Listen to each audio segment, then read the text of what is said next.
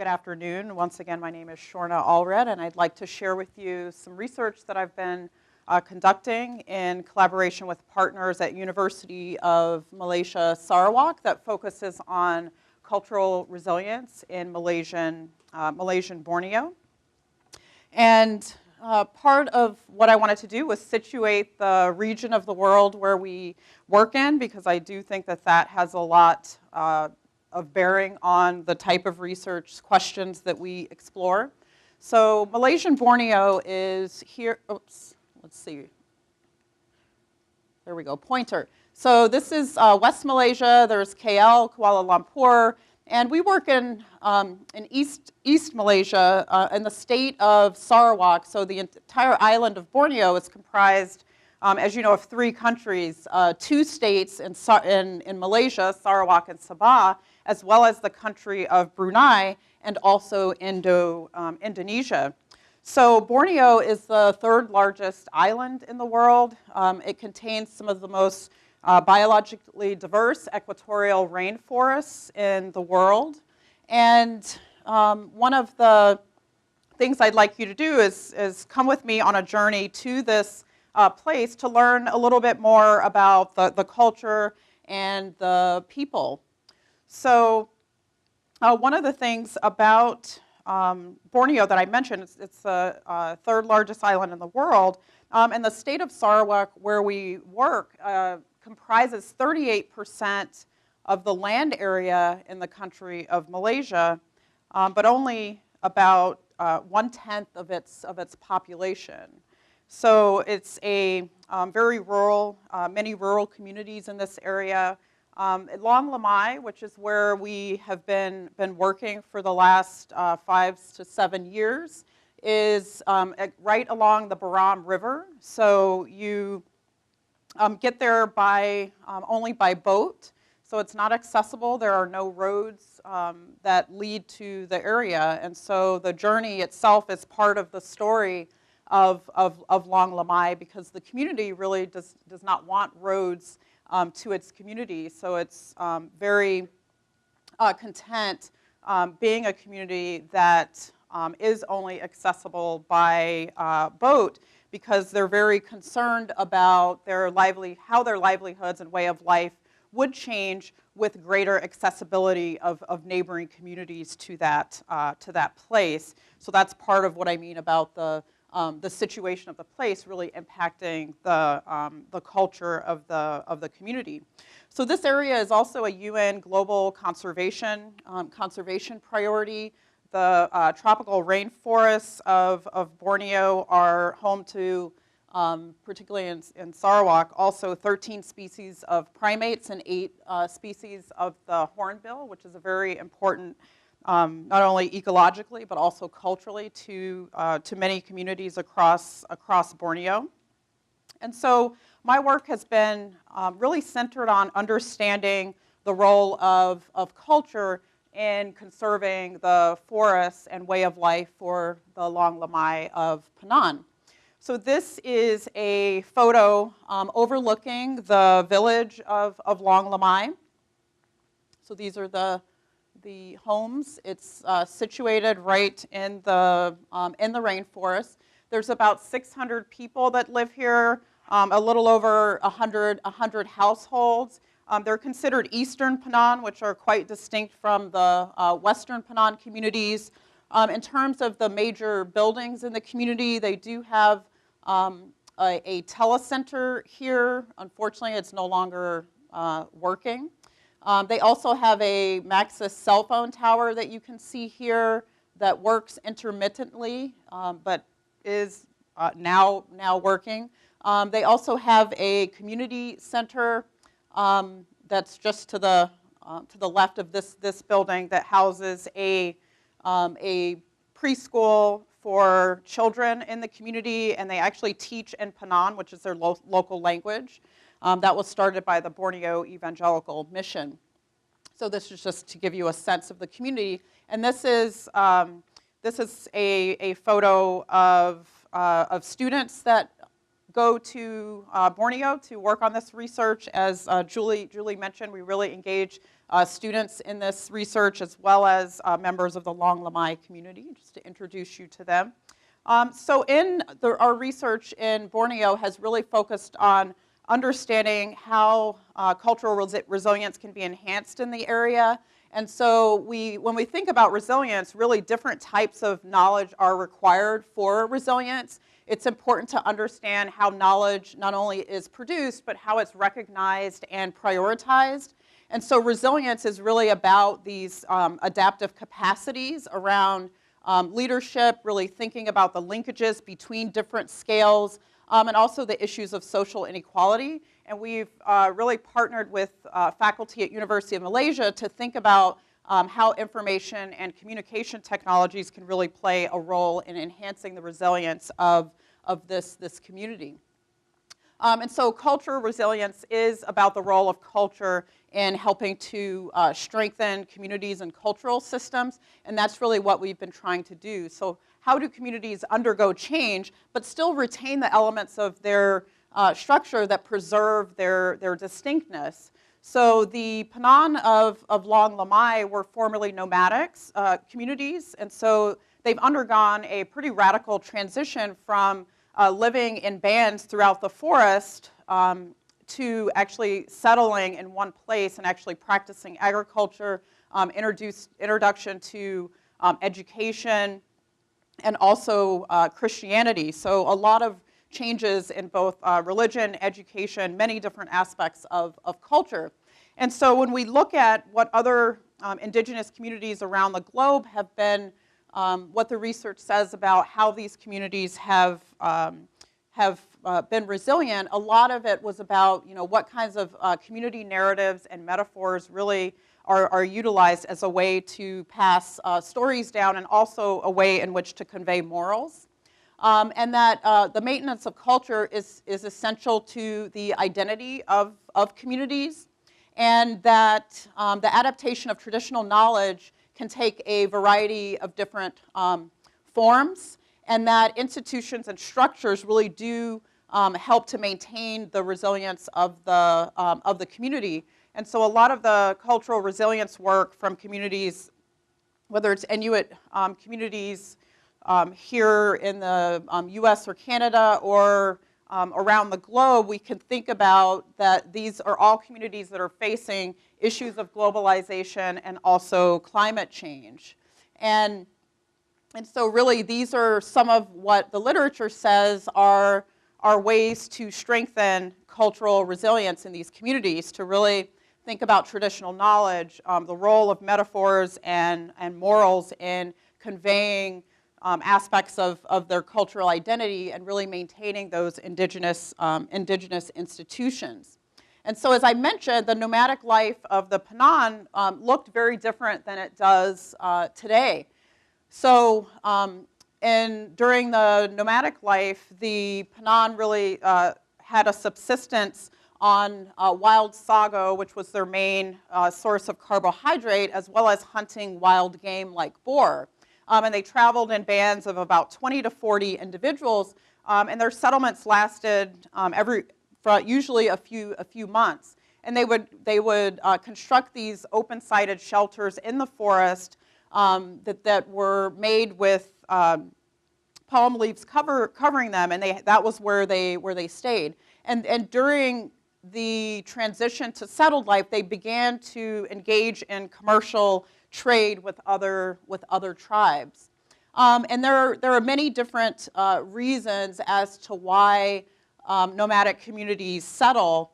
But for the Penan, it really, religion played a very significant role in why they decided to settle and to adopt Christianity and move away from animism. And so they really saw Christianity as being very consistent with their values, which were they were very egalitarian. They were very much about unity and care for others, and they really saw Christianity as being very consistent with those values. And they also indicated that it was quite freeing to them to move away from some of the rigid structures associated with animism that really dictated where and when they could go and do things in the jungle. So our questions were really about understanding how the Penan define resilience and how they see themselves in the context of global forces, and how have they undergone this very radical transition from nomadic life to settled life and maintained their resilience. So we undertook a variety of participatory research methods to answer these research questions. Visual charting, which I'll explain in a moment. We often have community meetings, so as we're collecting data, we're constantly checking in with community elders and other people in the Penan community to get feedback on our research data, findings, and direction. So we often have community meetings and focus groups and interviews, and typically these are done in Penan with translation and transcription, in addition to field notes. So this is ongoing research about the dimensions of resilience and the role of knowledge and learning in this global context. So I wanted to share with you a project that we're working on with funding from the Digital Consulting and Production Services at Cornell Libraries, and this is a collaborative project with Cornell Libraries and also with Kaya McGowan in art history. So if any of you haven't been to the Eccles collection, it's a really wonderful collection of Southeast Asia materials. The Asia library holdings, many of you probably already know this, are on the top 10 in the world. And the Southeast Asia collection is the world's largest collection of Southeast Asia holdings in the world, is right here at Cornell. And so one of the items in this vast and wonderful and rich collection is actually a series of photographs taken by Hedda Morrison, who was an amazing and very skilled photographer.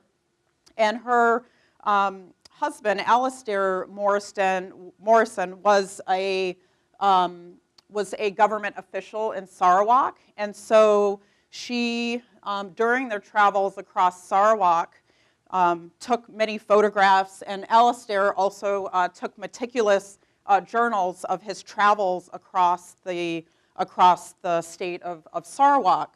So these are currently housed in the Rare and Manuscript collection at Cornell. And so to access these materials, you have to put on the white gloves, you have to make an appointment. These are the travel journals, there are photographs. So this is Tabitha Carey, this is from the libraries, and this is Kaya McGowan, a professor in art history. And so we went through these materials, which were really just in boxes in the library, and they had no metadata associated with them, meaning there were literally just boxes of photographs. And so we really wanted to take these photographs, which were specifically about the Penans of Sarawak, and take them and share them with the community, with the Penan in Long Lamai. So we took digital copies of these photographs to the community, and we shared them with the Penan of Long Lamai and used them as a way to structure our interviews, because these photographs were taken in the 1950s. So it was right at that time where the Penan were still practicing the nomadic life, but also transitioning to this semi-settled and then settled life. So we took about 200 photos from Cornell's digital copies of these archives and brought them to Long Lamai. We looked at categorizing the photographs and reviewing those with community elders and developing an interview guide, getting IRB approval, all that fun stuff. And we talked to community elders about these photographs. So we also utilized visual charting. So I'll share the photos with you in just a moment. But one of the things that we really utilize a lot in our research methodology is visual charting. So visual charting is just, drawing pictures. It's exactly like it sounds. It's a way of creating a shared artifact of a group's thinking, of the group process. It allows us to really overcome the language barrier as well. It's inclusive of everyone's contributions, and it can really help group members make a sense of the overall discussion. And so oftentimes this is what our research process looks like. We're sitting around with community elders and drawing images that depict the concepts that we're describing. And we use those images as a way to conduct research, to conduct the interviews, to have group discussions. Because as you can imagine, the Penan were nomadic, and so they were very, very visual people. And so many people in the community are really incredible artists. So they have just a very unique drawing ability of many people in the community. And even their cultural traditions, the Penan have what's called a forest sign language. So they actually used plants as a way to communicate. So again, their way of communicating was very visual, and so that's why this particular research methodology has worked well. And what we did after we conducted the interviews were audio and video recorded and translated and transcribed. We created visual charts of the themes and different ways to package this information. And we were able to get feedback on these visual charts with the Long Lamai community and presentation of this to the village headmen and the Pamancha to gain feedback. So this was one example of the photographs that in the Hedda Morrison's collection, and all of the different aspects that these photographs touch on. So they touched on a vision for the future, trade, religion, education, hunting, nomadic life, family. And this is kind of shorthand from the interviews, but there were these themes that kept coming up over and over again in the interviews around what the Penan saw as really key to their identity and how they were able to really thrive in the face of this drastic change that was happening in their community. So they talk about their relationship to the jungle. So this is James Lalo and Garen Jengen, two elders in the community, and Leroy Lemon, one of the younger members of the Long Lamai community. And what he's doing right here, this is a forest sign. So as they were traveling in bands throughout the forest, they would construct these materials from plants. And so you can see here that there's the branch, and here there's a leaf that's rolled. And so each of these have very specific meanings. So for example, it might mean I am hungry, someone in our party is sick, we're going to the river. And so these forest signs were ways that the nomadic bands were able to communicate with each other by leaving these signs along the trails where other bands of Penan nomads would find them. They also they didn't have calendars on their iPhones like we do now. They really used tying knots as a way to tell the passage of time. So again, very different conceptions of time in the community. And they also talk about, if you don't know your origin, you are not Penan, that their origin was the forest. It was where they were born. It was the source of their food. It was the source of their livelihoods. And so this was something that was very critical to the community members, not to lose this particular knowledge. So James Lalo Queso talks about how their knowledge is actually stored in the jungle, that they've been roaming the rainforests of the Upper Baram region for centuries. And so even though they started to settle in the 1950s, they still depend on the forest for their food supply, for raw materials such as rattan for handicrafts and other jungle products. And this is a really key quote that he says, "Our entire cultural heritage is in the forest and needs to be preserved for future generations." And so that's really what drives a lot of our research, is this desire. So I wanted to show you an example of one of the photographs from Hedda Morrison's collection. You can see here, this was one of the elders helped us to sort through the 200 photographs, and which ones we were going to utilize in the interviews with community members. And so oftentimes they selected photographs that really talked a lot about the nomadic culture or what life was like during nomadic culture, as well as that transition period to settled life. And so this was one of the photographs. And so they confirmed that it was an Eastern Penan tribe. They talked about this particular leaf, the samek, which was utilized to cover the fire. It would protect the fire, which they used to cook their food. It would protect it from rain. We found out that this looks like Franklin George is a student at University of Malaysia Sarawak that works with our Cornell students when they go. So and again, a lot of this is investigating from multiple sources to see, but this might be the relative of one of the members of this community. They talk about the udang, that this was a status symbol, that this meant that this individual was from a higher class, that they were not easily shaken, they were mentally wise, and also they have the name of the individual in the photograph, and this was confirmed in multiple interviews that we did, that this is Belait Nayakan. And again, that this was someone who was a deaf but wise man, a very strong believer in Christianity. This was the tekek that they had on their waist. So this was indicative of a short stay in the jungle. It wasn't the more elaborate hut. So this was something that they would use to carry their belongings in the forest for a short stop.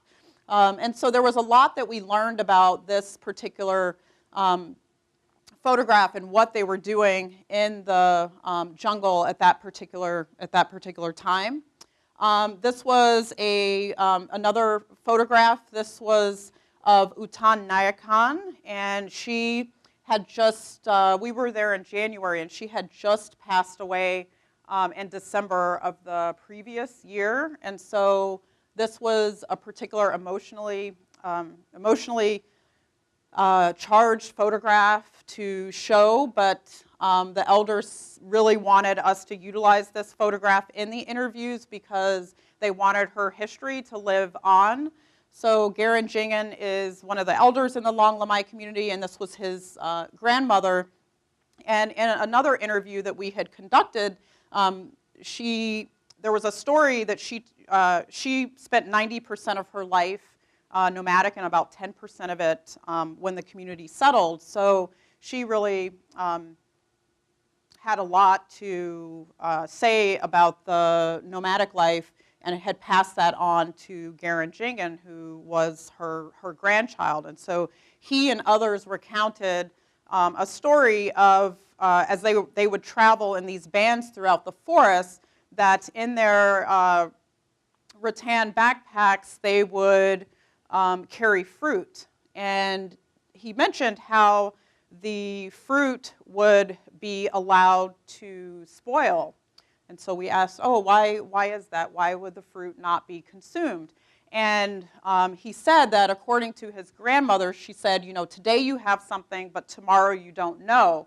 So rather than us consuming this fruit, that means if we pass someone on the trail or in the forest, we are unable to give them fruit. So rather than us consuming it, we should always have fruit in our packs for sharing with others that we encounter.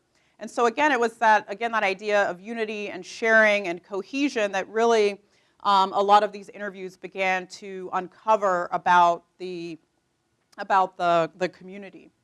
I also mentioned the sign language that the community utilized. So they literally have hundreds of different signs that they utilized as a way to communicate. And so this is a photo of a leaf with a short twig through it, and this is the sign for babui, which is the wild boar. So this means that they got a wild boar. So they would leave that on the stem to communicate that they have food, for example. And so this was a timeline that the community constructed based on their basic what do you call it? Significant events that happened in their history. So they talk about Jabu being the first headman of the village, that this is when they settled. There was also World War II and the Japanese occupation of Borneo, which was very significant. For example, James and Garen, two elders in the community, remember going to school together via a military helicopter because it was not safe for them to trek through the jungle to get to school, which they would normally do, and how terrifying it was to fly in those helicopters that don't have any sides on them. You know, they were kids at this time. I couldn't imagine that. They also remember learning English with radios, being able to hear English over these radios, and that was one way that they were learning before they had schools in the community. So again, they have all of these stories about Balare being tested by a wild boar during a hunting expedition, and the boar was about to attack his hunting dog, and he was able to save both the dog and himself. So they talk about how, when they hunt for a wild boar, that they often bring it back to share with the entire community. And so these values, again, in this visual chart really came to be of unity, collective decision-making, cohesion, benefits to everyone, and fairness. Here's another one of the Oro signs. So you can see here, this is indicating that a woman has died in a nearby village. So one of the things that our University of Malaysia Sarawak partners are working on is really digitizing all of these forest signs so that at least they can be preserved for the future. But this is an example of a sign that a traveling band of Penan might see that someone has passed away. This means I'm alone, very hungry, and only have water to survive. These two twigs together here means we are friends. So that was a way, again, to show unity. And also that they are going to the river. So it not only talked about the present tense, but also future of where they were going. This is another aspect that came out in the photographs, are the game called Telekit. So this was a game that they would utilize during the nomadic time. They would take the rattan, weave them into circles, and throw them on the ground, and you would have to spear it with the blowpipe with the spear on the end. And so this was a way of teaching the young how to hunt. And so one of the things that they do is they maybe aren't doing it to teach the young people how to hunt, but how can they adapt this? They want to adapt the Telekit game for current youth in the community who may not necessarily need to have that skill to hunt, but still as a way to carry on the tradition that they often utilized when they were living in the forest. So here's an example from Hedda Morrison's collection of the huts that they would construct in the forest. So you can see here they would stay on the upper level. They would have a place for food. There was a place for the women to sleep, for the children. And so these huts were very much a part of the nomadic life. They also have this concept of malong, which is a way to monitor the availability of resources. So there is a forest sign for this. So they might say, oh, I'm along this durian tree. And that means that they are going to take care of that durian tree and the fruit that will be bared by that. And they it prevents, the tragedy of the commons. It prevents this indiscriminate use of resources which might otherwise be depleted. And so they're able to malong resources in a way that they're allowed to grow for the future harvest. And so that was something that really plays into their conservation ethic. I mentioned hunting. So Gayut, who's Penan, he's also an incredible artist. He's holding the blowpipe here, which was utilized for hunting. Here's an example of a Penan man holding the blowpipe. They often would carry the parang as well, the sheath and sword. This is from the Hedda Morrison collection, and interestingly, when we showed this to Stephen Bellare in the community, he immediately started laughing. And we thought, okay, what's so funny about this picture? And he said, oh, we would never hunt like this in the open. And we also would not hunt standing up. We would be, crouched down, hiding behind cover when we were hunting. And so he found this picture to be quite funny because it wasn't at all how they would hunt. So is it a staged photo? Were they posing for the camera? Who knows? We'll probably never know the full story, but I do think it says something about people, like how the Penan react to seeing this photograph. It uncovered ways that he was able to describe the ways in which they do hunt. So again, another man. This is a tajam tree. This is what's utilized to create the substance that's used for the poison darts for hunting. So you can see here they would have taken the sap from this tajam tree on the poison darts. So here's the poison dart. This is the material from the tajam tree. And they put it on the very point of the dart, and that goes in the blowpipe, and that's what they utilized for hunting.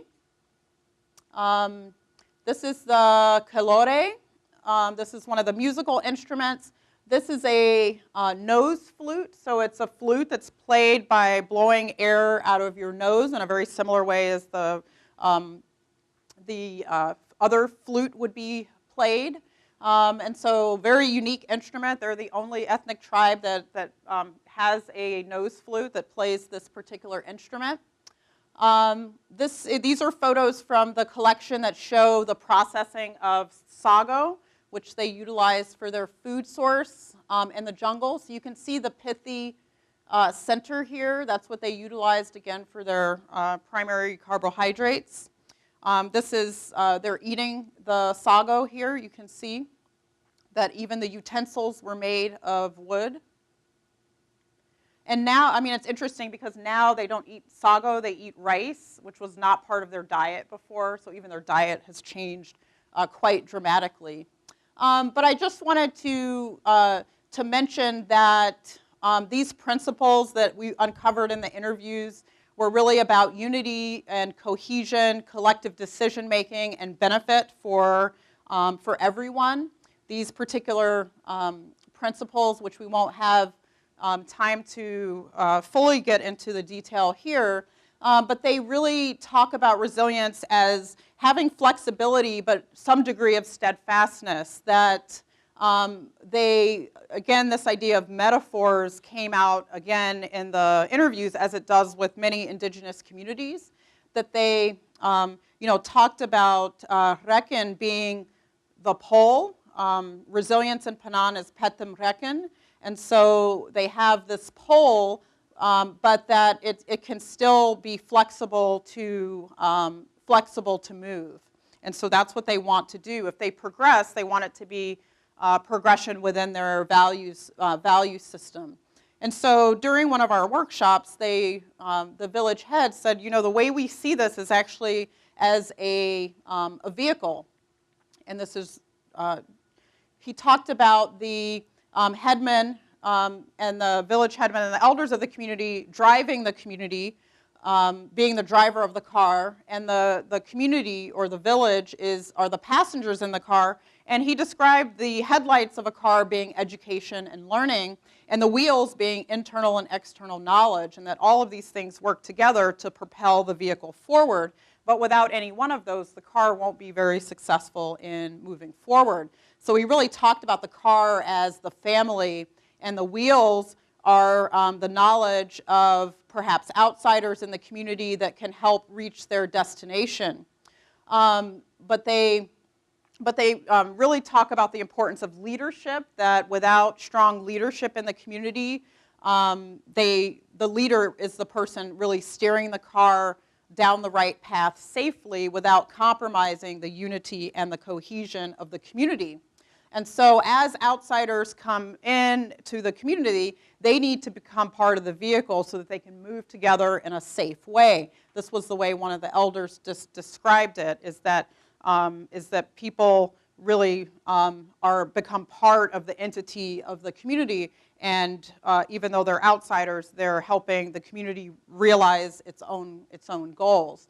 I also thought it was interesting that they talk about the safety being an important issue, that cars, if you're driving a car, you have to know, even if the light's green, it may not be safe to go if the car in front of you hasn't gone, and that, they compare this to development.